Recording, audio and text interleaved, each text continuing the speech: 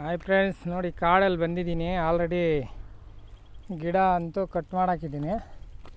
ಇನ್ನೇನಿದ್ರೂ ಇದನ್ನು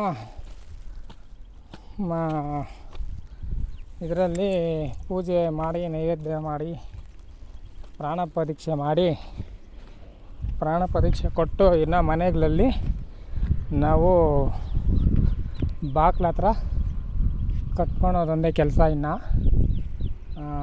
ಬನ್ನಿ, ಇಲ್ಲಿ ನೆರಳಲ್ಲಿ ಕುತ್ಕೊಂಡು ರೆಡಿ ಮಾಡೋಣ.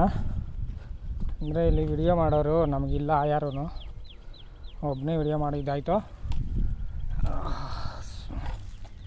ನೋಡಿ ಅದು ಹೆಂಗೈತೆ, ಕೈಯಲ್ಲಂತೂ ಹಿಡ್ಕೊಳಕ್ಕಾಗಲ್ಲ, ಅದಂತೂ ಸತ್ಯ. ನೋಡ್ತಾ ಇದ್ದೀರಲ್ಲ ಎಷ್ಟು ಉದ್ದ ಐತೆ ನೋಡಿ.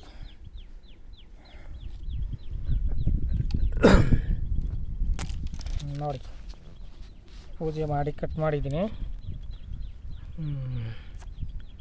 ತುಂಬಾ ಕಷ್ಟ ಆಯಿತು.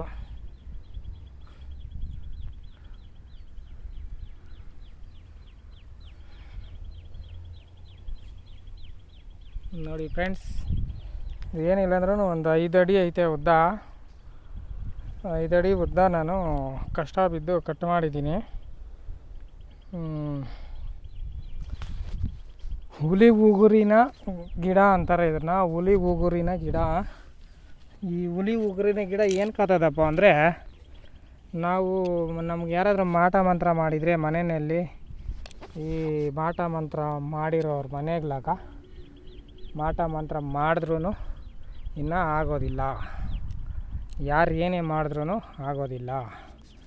ನಾನು ಇದನ್ನು ಪ್ರಾಣ ಪರೀಕ್ಷೆ ಮಾಡಿ, ನೀವು ಯಾರು ಬೇಕು ಅಂತಾರ ನೋಡಿ ಅವ್ರ ಮನೆಗಳಲ್ಲಿ, ನಾನು ಕೆಲವರು ನಮ್ಗೆ ಬೇಕು ಅಂತ ಕರೆ ಮಾಡಿದರು.